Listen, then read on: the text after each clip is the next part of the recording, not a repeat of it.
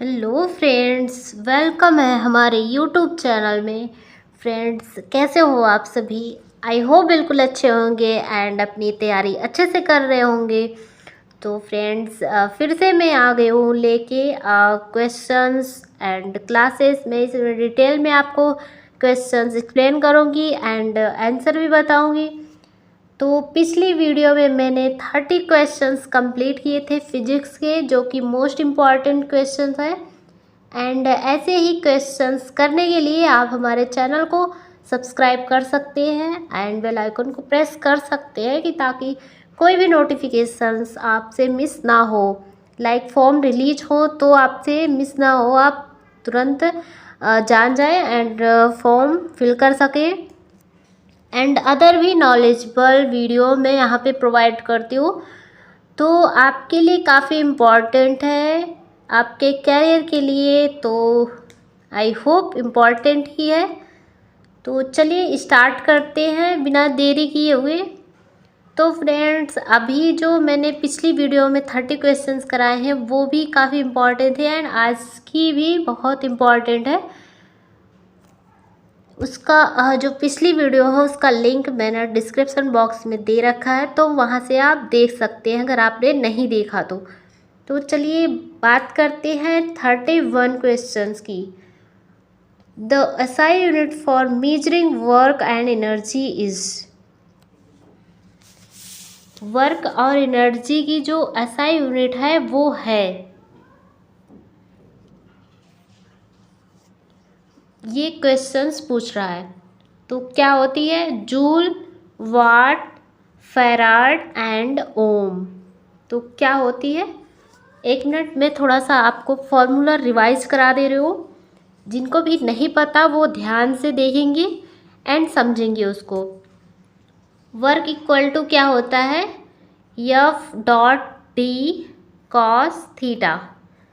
तो बहुत लोग नहीं समझ पाते हैं, तो हम आपको सिंपली समझा रहे हैं, समझाने की कोशिश कर रहे हैं। आई होप आपको समझ आएगा।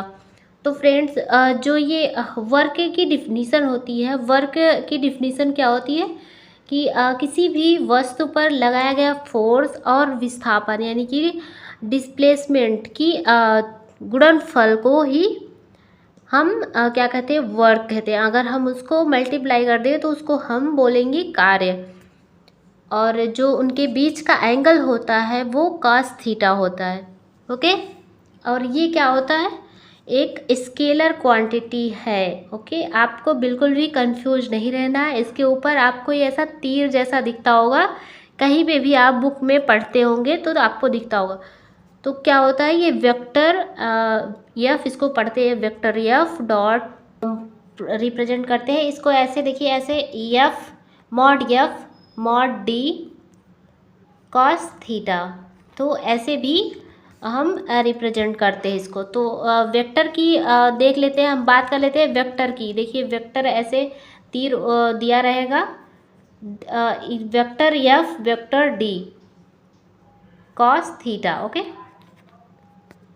तो ये क्या है? स्केलर क्वांटिटी जिसमें डायरेक्शन नहीं होती है एंड इसमें बस परिमाण यानी कि मैग्नीट्यूड रहता है। ओके। तो इसीलिए हम इस पे मॉड का यूज करते हैं, राइट। तो ये एक था वर्क का फॉर्मूला एंड इसका हमको क्या बताना है? एसआई यूनिट निकालना है। यूनिट निकालने के लिए देखिए हम आपको बता रहे हैं यूनिट कैसे निकालते हैं। तो W इक्वल टू हमारा ये फार्मूले से एकदम आप अभी समझ जाएंगे फार्मूले से कैसे निकालते हैं।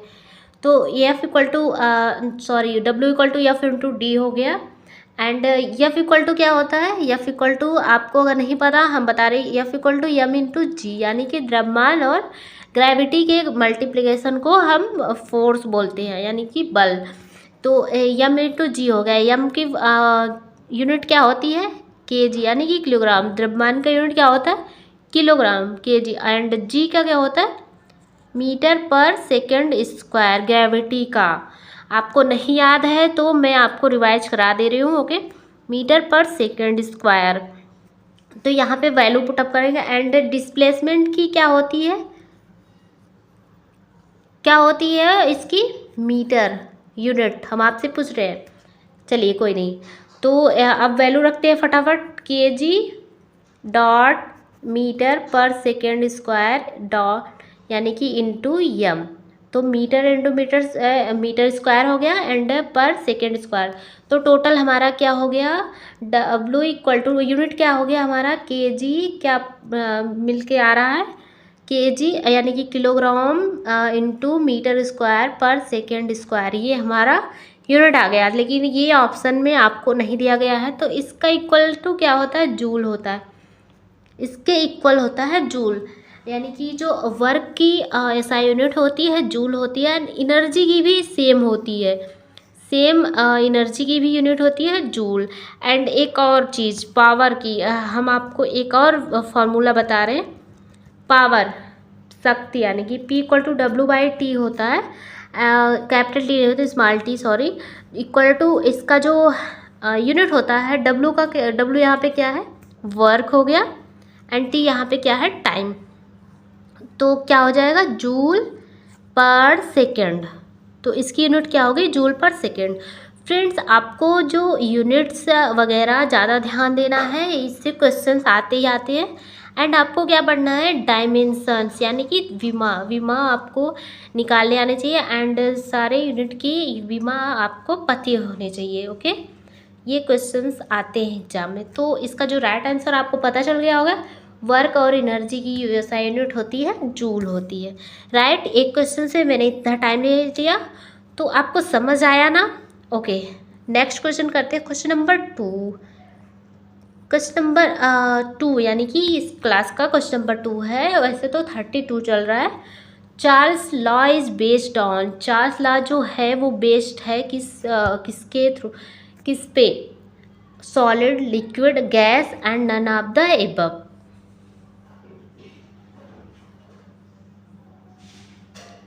तो जो चार्ल्स लॉ डिपेंड करता है वो हमारा करता है किस पे, गैस पे। चार्ल्स लॉ का आपने नियम पढ़ा होगा, तो गैस पे सारे इनके रूल जो हैं वो हैं। Next question 33, an atom with more neutrons that proton is called, an atom with more neutron than proton is called. एक एटम है जिसका more neutrons than protons is called compound. Option क्या है, compound, element and isotopes, none of the above.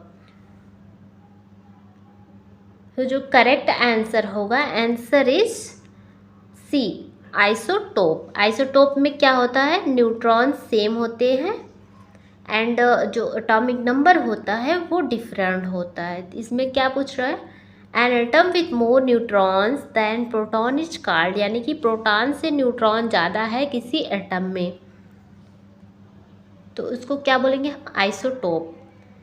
Right, proton equal to क्या होता है, atom. आप confuse बिल्कुल भी नहीं होंगे, P इक्वल टू क्या हो, एटॉमिक नंबर हो गया, यानी कि Z से रिप्रेजेंट करते जो। तो यहाँ पे क्या बेसिक आपको थोड़ा सा माइंड लगाना है, न्यूट्रॉन्स यहाँ पे ज़्यादा है, न्यूट्रॉन्स क्या ज़्यादा हैं देन किसके, प्रोटॉन्स के। तो जाहिर सी बात है जो आपका होगा प्रोटॉन्स होगा वो कम होगा एंड न्यूट्रॉन ज़्यादा होगा। नेक्स्ट क्वेश्चन करते हैं, question number 34, when all the force and torque are balanced in a mechanical body it is said to be in। when all the forces and torque यानी कि बलाघूट जो बोलते हैं हम, are balanced in a mechanical body it is to be in equilibrium, static, buoyancy and none of the above। जो correct answer है इसका equilibrium. Question number 35, the word physics comes from the Greek word. जो word physics है यानी कि physics जो word है वो किस ग्रीक वर्ड से बना हुआ है, फिजाई, फ्यूसिस एंड फ्यूजिक and none of the above. तो इसमें से कौन सा करेक्ट आंसर होगा, आपको पता होना चाहिए ये। तो ये जो क्वेश्चन है इसका जो आंसर होगा फ्यूसिस, यानी कि जो फिजिक्स वर्ड हमारा है वो फ्यूसिस ग्रीक वर्ड से लिया गया है। Question number 36. If the distance between sun and earth becomes double, then the gravitational force on earth will be. जो डिस्टेंस है बिटवीन अर्थ यानी कि अर्थ एंड सूर्य यानी सूर्य और पृथ्वी के बीच में जो वो क्या है double, then the gravitational force earth will be, यानी कि ये कह रहा क्वेश्चन कि डिस्टेंस हम अगर अर्थ और सन के बीच में डबल कर दें, देन ग्रेविटेशनल फोर्स यानी कि ग्रेविटेशनल फोर्स जो पृथ्वी पर होगी डबल होगी, सेम होगी, हाफ होगी, 1/4 होगी। तो देखते हैं कौन इसका आंसर बता पाते हैं। चलिए, इसका जो आंसर होगा, आंसर इज 1/4 यानी कि 1/4 होगा। अगर हम सन और बीच के डिस्टेंस को बढ़ा देते हैं तो डबल कर देते हैं तो क्या होगा, हमारा जो पृथ्वी का ग्रेविटेशनल यानी गुरुत्वाकर्षण बल जो होगा 1/4 होगा। कैसे होगा, जो डिस्टेंस होता है वो इन्वर्सली प्रोपोर्शनल होता है ओके ग्रेविटेशनल फोर्स के। जी इक्वल टू क्या होता है, सॉरी जी प्रोपोर्शनल 1/d², राइट। तो डी की वैल्यू क्या है, यहाँ पे 2 रख देंगे हम, तो क्या हो जाएगा 1/4 हो जाएगा। आपको समझ आया क्लियरली? ओके, इसी बात पे आप वीडियो को लाइक करके ज़रूर जाइएगा। Okay, next question, question number 37.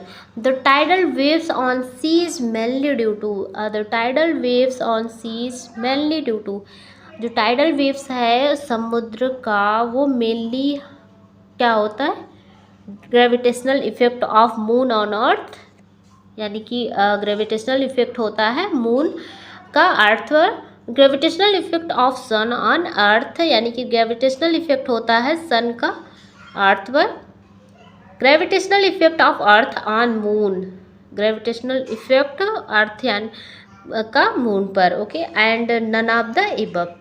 तो जो करेक्ट आंसर होगा, answer is gravitational effect of moon on earth, यानी कि जो मून का अर्थ ग्रेविटेशनल इफेक्ट है वो अर्थ पर। ये okay. Next question, question number 38. A ball pen function on the principle of, जो बॉल पेन का फंक्शन है वो प्रिंसिपल किसका है, viscosity, capillary and gravity and atmospheric pressure. ये क्वेश्चन काफ़ी इजी क्वेश्चंस हैं एंड काफ़ी इम्पॉर्टेंट क्वेश्चंस हैं। तो जो इसका करेक्ट आंसर होगा ऑप्शन इज ए, विस्कोसिटी, यानी कि जो आप बोलते हैं इसको, जो बॉल पेन का फंक्शन किस प्रिंसिपल पे, जो बॉल पेन का प्रिंसिपल होता है किस पे डिपेंड करता है, विस्कोसिटी, यानी किसको फॉलो करता है, viscosity, capillarity and gravity, atmospheric, sorry मैंने विस्कोसिटी बताया। सो इसका जो करेक्ट आंसर होगा सी, ग्रेविटी पर डिपेंड करता है। Next question, question number 39. The unit of force is a, force की यूनिट होती है derived unit, basic unit, fundamental unit and none of the above. जो जिनने यूनिट की जिनने यूनिट का चैप्टर को अच्छे से पढ़ा होगा उनको जल्दी से ये क्वेश्चंस आ जाएगा। ये क्वेश्चन जो है फोर्स यूनिट है किस यूनिट की, यानी कि डेराइव्ड यूनिट है, बेसिक यूनिट है, फंडामेंटल यूनिट है, कौन सी यूनिट है, जो फोर्स है वो डेराइव्ड यूनिट है। Question number 40. The 3 famous law of Kepler is related to, जो केपलर की 3 लॉ है जो कि फेमस है बहुत, वो रिलेटेड है किससे, ऑप्टिक्स से, स्पीड से, ऑसिलेशन से एंड प्लैनेटरी मोशन से। तो जो केपलर लॉ है जो फेमस है वो प्लैनेटरी मोशन, यानी कि प्लैनेट के मोशन को रिप्रेजेंट करता है, यानी कि उसको हम डिनोट करता है या फिर उस प्रिंसिपल को फॉलो करता है, प्लैनेटरी मोशन को। ओके, राइट, याद रहेगा। Next question, question number 41. Which of the following is not a vector quantity, इसमें से कौन सा वेक्टर क्वांटिटी नहीं है, एक्सेलरेशन, डेंसिटी एंड डिस्प्लेसमेंट और है इम्पल्स। तो इसमें से कौन सा वेक्टर क्वांटिटी नहीं है, वेक्टर क्वांटिटी कौन होंगे, अभी मैंने एक क्वेश्चन आपको कराया है पहला ही क्वेश्चन कराया है, तो आपने अगर ध्यान से पढ़ा होगा तो आप बता सकते हैं इसमें। उसमें क्या रहेगा, आपका जो वेक्टर डायरेक्शन नहीं रहेगा, ओनली क्या रहेगा, मैग्नीट्यूड रहेगा, तो उसको हम क्या कहेंगे, vector quantity. Acceleration, density, displacement, impulse. तो जो करेक्ट आंसर होगा इसका डेंसिटी, इसमें से नहीं है वेक्टर क्वांटिटी, डेंसिटी। ध्यान से क्वेश्चन पढ़ेंगे, नहीं तो रॉन्ग कर देंगे आप, इसमें नॉट दिया गया है। Question number 42, when a body is accelerated then the velocity will be also. When a body is accelerated, जब एक बॉडी को एक्सेलरेट होता है तो वो वेलोसिटी उसकी होती है, यानी कि होगी, इंक्रीज होगी, डिक्रीज होगी, कांस्टेंट होगी, and none of the above. तो जो इसका करेक्ट आंसर होगा, आंसर इज ए, इंक्रीज होगी। नेक्स्ट क्वेश्चन है 43, for a freely falling body the sum of kinetic energy and potential energy is always. जो फ्रीली फॉलिंग बॉडी है, यानी कि एग्जाम्पल के तौर पे ले लीजिए कि कोई बॉल है जो फ्रीली गिर रहा है नीचे की तरफ, या फिर हमने उसको मूव करा दिया है ऊपर। The sum of kinetic energy and potential energy, तो इसकी जो काइनेटिक एनर्जी होगी और पोटेंशियल एनर्जी होगी उसका योग क्या होगा, 0 होगा, यूनिटी, या फिर सेम होगा, वेरिएबल होगा। 0 का मतलब 0 होगा, यूनिटी का मतलब 1 होगा, सेम का मतलब सेम होगा, वेरिएबल का मतलब कोई वैल्यू होगी उसकी। तो इसका जो करेक्ट आंसर होगा, आंसर इज सी, सेम होगा। ओके, नेक्स्ट क्वेश्चन करते हैं, question number 44, if the earth suddenly stop rotating, यानी कि यदि अर्थ सडनली स्टॉप कर जाए रोटेट करना, the value of G will be. ऐसा नहीं हो सकता कभी, आप सोचिएगा भी नहीं कि हाँ अर्थ स्टॉप हो जाएगी, स्टॉप नहीं होगी। If the earth suddenly stop rotating the value of G will be, तो वैल्यू क्या होगी जी की, यानी कि ग्रेविटी की क्या होगी, वैल्यू सेम होगी, इंक्रीज होगी, डिक्रीज होगी, एंड बिकम 0। तो इसका जो करेक्ट आंसर होगा सेम। सो क्वेश्चन नंबर 45 क्या है, which of the following is a vector, इसमें से कौन सा वेक्टर है, area, power, electric current and energy. Friend, जो आपके क्वेश्चंस आएंगे एग्जाम में आप देखना, उसमें आपको कन्फ्यूजन बहुत होगी, ऐसे क्वेश्चंस बहुत आएंगे जो कि आपको लग रहा होगा कि हमें आ रहा है, लेकिन आपको वास्तव में नहीं आ रहा है, पर ऐसा ही क्वेश्चन पूछा जाता है एग्जाम में। तो इसका जो करेक्ट आंसर होगा, आंसर इज एरिया। एरिया क्या है, इसमें वेक्टर है। ओके, एरिया में कोई डायरेक्शन नहीं होता है। सो फ्रेंड्स, इस वीडियो में बस इतना ही क्वेश्चंस। हम अभी नेक्स्ट वीडियो में इससे आगे कंटिन्यू करेंगे एंड इससे बेटर क्वेश्चंस कराएंगे उसमें। तो आई होप आपको वीडियो अच्छा लगा होगा।